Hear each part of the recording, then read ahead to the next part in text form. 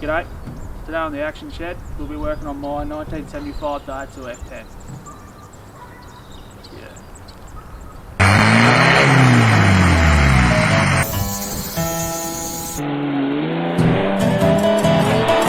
We're going to put some Daihatsu back in the Daihatsu.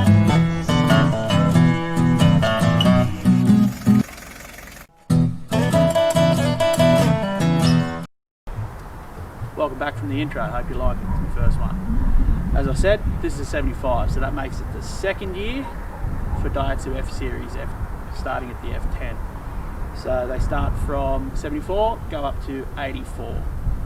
I have seen some talk that they started in 73 overseas outside of Australia, but I haven't seen any documentation to back that up. So we'll go with 74 because I've seen a 74. I actually have.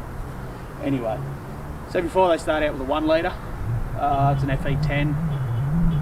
So they were released to compete with the LJ at the time. So they were 550cc 2-stroke, something along those lines. I don't really like Suzuki, so whatever. And then all the way up into 84, they ended up with a 2.8 litre diesel, 5-speed manual, disc brake front, fiberglass canopy. You can get them in the hardtop as well, not deluxe. But in 75, you've got a soft top with canvas doors. Of course, it's all missing because it's old. But you get that. Don't call it a scat. I will fight you, but be warned, I bite pretty hard. So bear that in mind. I'm warning you now. F-Series. Scats are the only in the last generation, 83, 84, in the F60, F64. So we'll snip you off the tripod there. I'm going to give you a bit of a tour around this old gem. It's rough. Alright, getting a bit closer here. See, here's the power plant. The mighty 1 litre Daihatsu only engine. They were used in forklifts, actually, the old school 3-wheel forklifts that used to tip over a lot. So Daihatsu started out as a stationary engine building company run by Toyota, but all in all she's not too bad. She's a bit banged up here and there, but that's alright, that's alright. It's actually still wearing the original bar treads, which still hold out. Blew me away, but that's alright. Currently doesn't run, but we'll get that. Get it. 3,000 I think on the dial. Yeah, look at that. This is also the Go Fast model with the missing floor pans, so you just sort of scoot you up mountain passes and hills a wee bit quicker. And they even paid for the extra. Give it for the kidlets too, just so you can get 4 legs going. Why not? So I'm not really worried about factory looking floors. We're just going to go with flat sheet because it was probably going to, the whole car was going to get thrown in the bin. So I'm saving it either way. It's okay, I'm doing a good deed. Yeah. Missing, the only parts missing on it are the rear tail shaft and the handbrake drum, because you know that's just the way it goes when you get old cars. So we'll I've already had a bit of a tinker on it. Still it wants to run, but it's got a hung intake valve, so today I'm probably just gonna pluck that carb and yank that intake manifold off and we'll have a look up there. It sort of fires, but you can hear it sucking and blowing out the carb. Nothing good.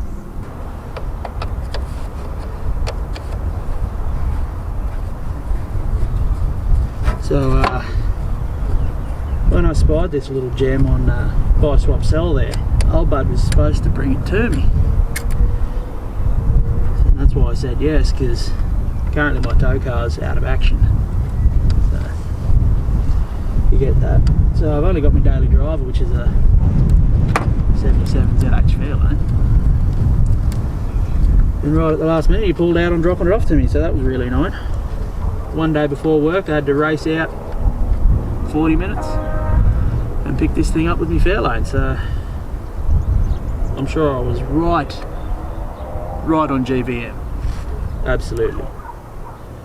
Especially if the constabulary are watching this. I was on GVM, absolutely. You get that. What do you need? 12.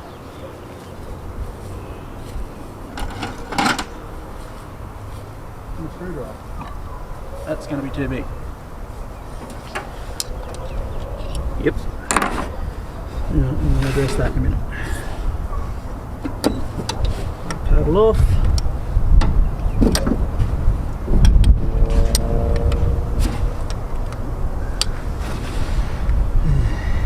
When I first attempted to start getting it running, the starter motor was just triggering, it wasn't turning over. So, being that this has been sitting probably 20 years outside, I thought the starter motor was frozen. So I climbed underneath it, pulled the starter motor, test on it, starter motor's fine. That's odd. Positive cable's hooked up, it should be right. Put it back in there, no, still no turn. Have a bit of a look around, and it was just, it's missing a little hop around the engine mount there, so I didn't have a negative going in the engine block, which is, I should have checked that first I guess, but you know, hindsight and all that. So I put one of them on and she was turning over like a cherry pie, but she just started cranking slower and slower. I'm having a look and the crimp's starting to fail on the positive cable, so I was like, well, I can go and get it re-crimped. You look at the cable, there's corrosion on it, up the sheathing. The sheathing's a million years old, it's hard as a rock. So got a hold of a mob called Cables to You, and you just specify what colour cable and shrink on you want, what amperage it's going to be, and your ring terminal size. They'll just send it right to your door, so that's on its way. That'll be good. It's like 34 bucks, and this positive cable feeding this, it's like 1200 mil long, or 1.2 metres for you uneducated people. I don't know how much that is in feet. Sorry Americans, whatever. I don't work in hamburgers per moose knuckle.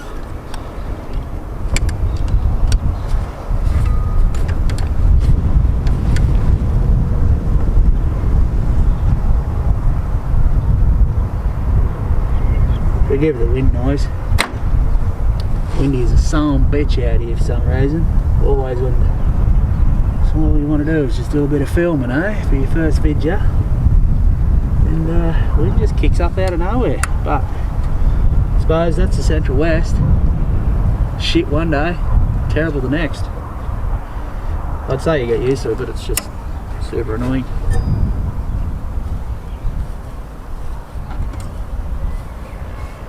That'll be 8, I guarantee. Oh, Jesus, like a 6 cents.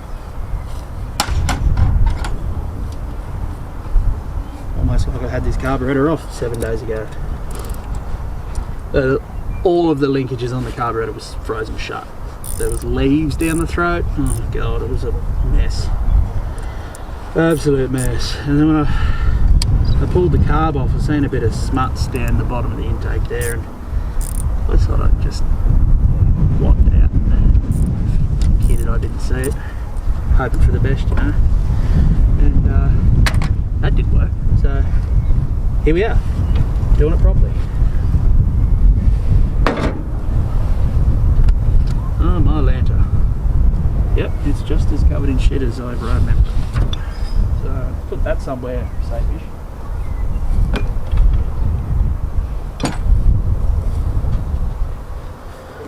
The carb probably is going to end up needing a kit, and I do have a kit in a box somewhere, along with a rebuild kit for that master cylinder because it's rooted. That's also in the same box probably. So yeah, I guess I'm driving it around with no brakes, no handbrake. Just key that bad boy off with brakes, I suppose. Rely on the mighty compression of the F10. Absolute cream puff of an engine. I'm sure it has not been redlined at all, considering redlining these is about 90 kilometres. One can only hope, I suppose.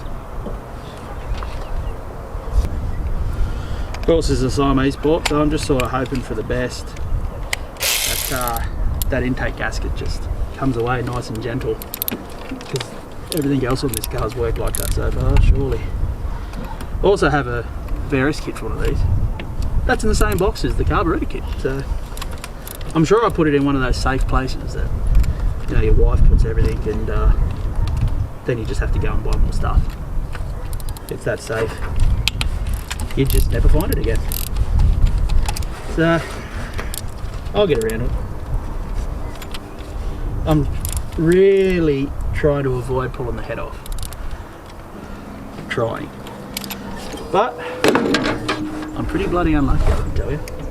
So I can envisage this being a head off job. But I'm going to try and cowboy it. Unfortunately, my air compressor is out on loan at the moment, so I'm going to use pressurised water. Yep, and I just lost that nut somewhere down there in the rat droppings. That's good.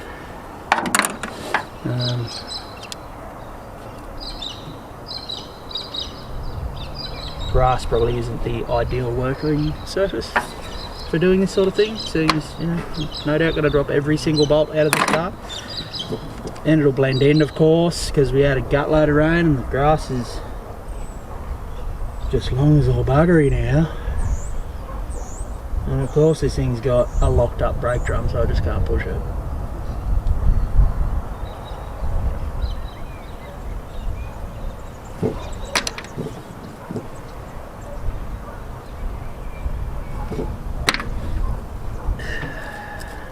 Jeez Louise, look at that shit in there. The ultimate goal is I want to get this thing running, drive it into the backyard, and probably give it its first wash in 30 years. I've done a bit of just polishing on the paintwork there with some Lanotech and a bit of tyre shine there, just to see if that colour had come back. And she's looking pretty good, pretty good. If I can get some floor pans in this thing, that'll be a pretty cool little cruiser.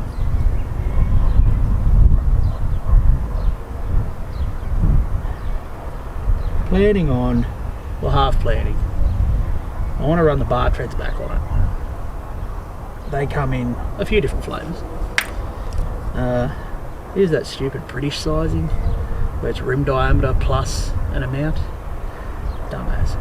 So currently this has got 6.0-16s, which measures up roughly about at 28. That's alright, but when you just start trying to send it down the highway there, that 90 k's an hour, boy, this thing's probably going to sound like it wants to put a rod out of its block. So I'm going to attempt to address that by not changing the gearbox and playing with tyre diameter. So if I need 10% out, it's a 28, I'd need like a 32.25. So they make bar treads at 35s. It might just get full send. I've always said, if you can fit 35s on your truck, you'll stuff a 35 under there. God, you fucking pain in the ass. Come to daddy. Come to daddy.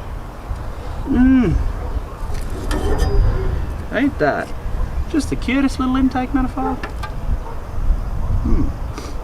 That smells like regret. Yuck. Okay. Oh, that's what you want in your intake. That's the horsepower right there. Look at that. Ooh. That's the power additive. The power additive. So Might pull the plugs out, and I'm just gonna scooch the pressure washer nozzle straight in there and wind this some bitch over with a bunch of water in it and hope for the best. We'll see what happens.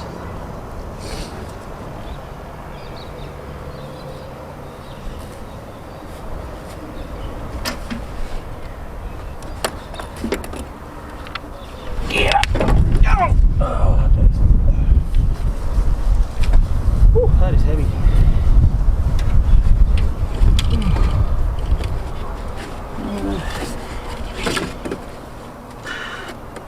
Oof. You feel that? That is painful.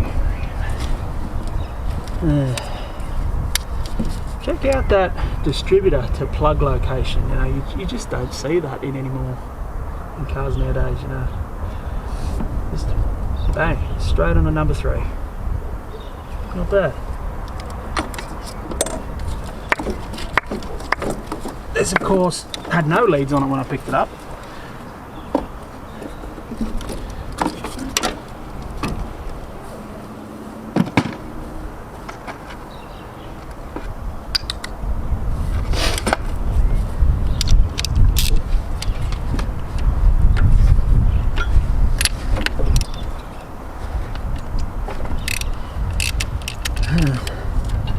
Mud wasp nest on the side of the block there.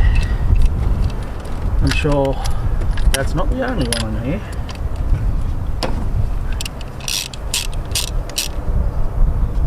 Jesus. Ugh. All I want to do is get it in the backyard so I can wash it. Golly. Hate working on stuff covered in shit. Should be used to that. I work at a bloody mine site. Get up there. So when I pulled these plugs out when I first got her home, I noticed old cylinder 1 there, a wee bit of rust on the tip of it, and I just done the right thing and hit that with a bit of sandpaper and sanded on. So I'm going to say cylinder 1 valve, this intake valve, is probably the one that's hung open. I did ponder just pulling that plug out and running it on 3. But I'm pretty cowboy, but that is cowboy.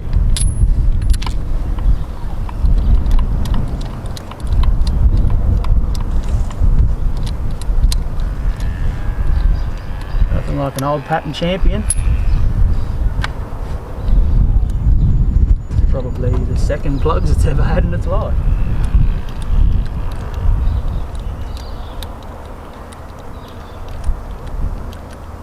Okay.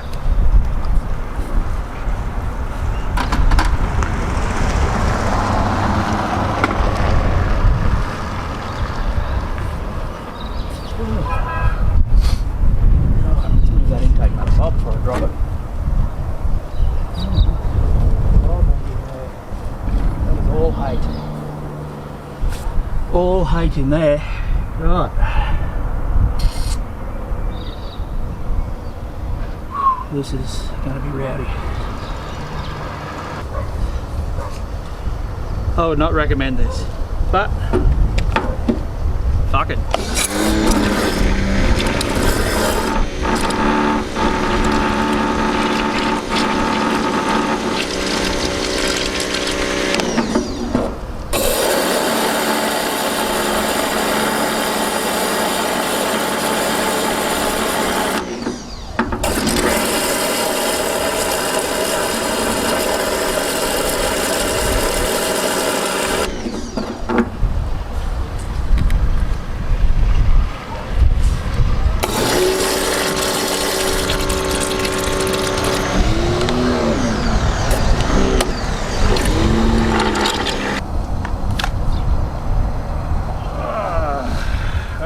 Terrible idea. I have to clean that camera lens off. Well, I can safely say that was probably one of my more dumber ideas. And I've been married before, that's saying something. But it worked. Just Boy howdy, is it messy. Well, we'll put it back together.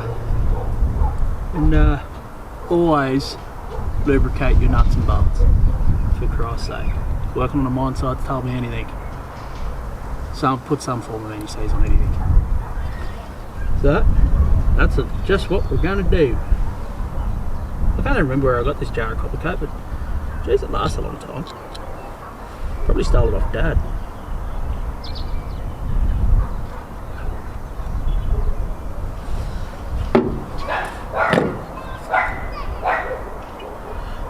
Get off there.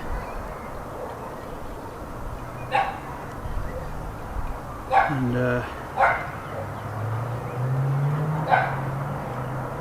you know, sure as God's got sandals, this is gonna get on your face one way or another. That's okay. You learn to live with that. And we're just gonna Zeus this bad boy back on using all the original gaskets, just, you know, hoping for the best, really. Fingers crossed, no vac leaks, but if there is, I guess I just got to dig through my shed and find those gaskets. Oh well.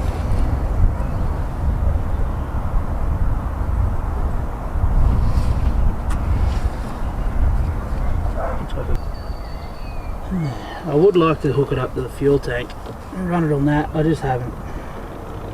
As I said, my air compressor's out on loan, so can't blow any lines out. It was open to atmosphere when I got it. Who knows what sort of rat or small critters climbed in there and died. So it'll be the apple juice bottle for now. But I did pull the lid off it, and it smells like the good stuff. That real super grade type smell about it. With all the dead dinosaurs and the lead. Back when fuel was fuel, you know.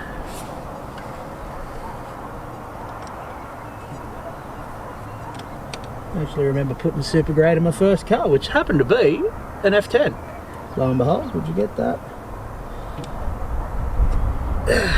Same servo still had BP zoom. Now that is rowdy. Like one of them fancy race cars. Oh, let's give it a spin and pump some water out of this thing.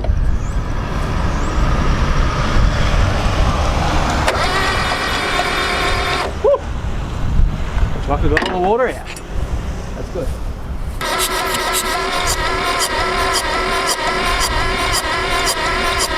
Well, that's interesting.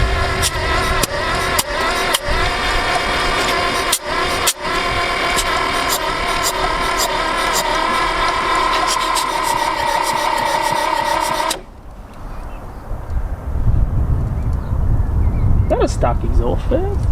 Maybe. That's very annoying. Oh, I guess we'll just leave one of the middle ones out. Fuck it. Hey. That's positive.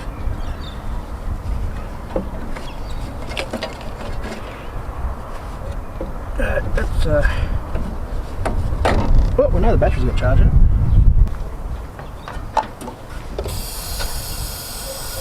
Let's just, you know, give her a good 10-second squirt of aero start there. Yeah, that'll do it.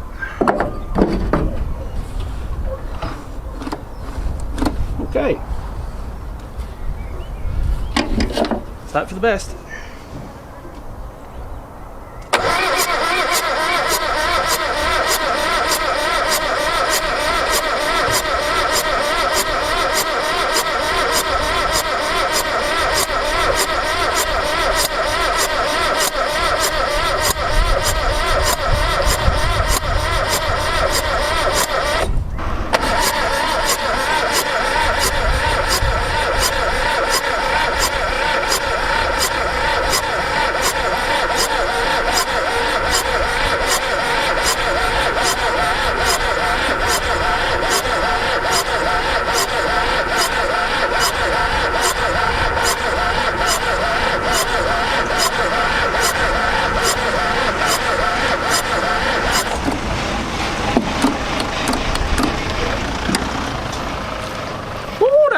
screwdriver's hot.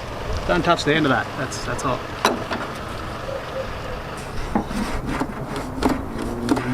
Fuel up into this bad jammer.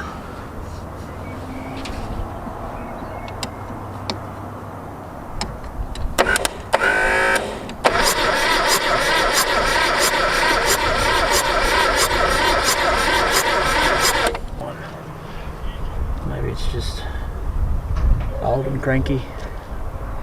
Who knows yet?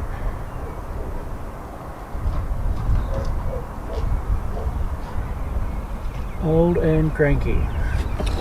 I'll pull the rock cover off. Let's have a look in there, make sure everyone's about.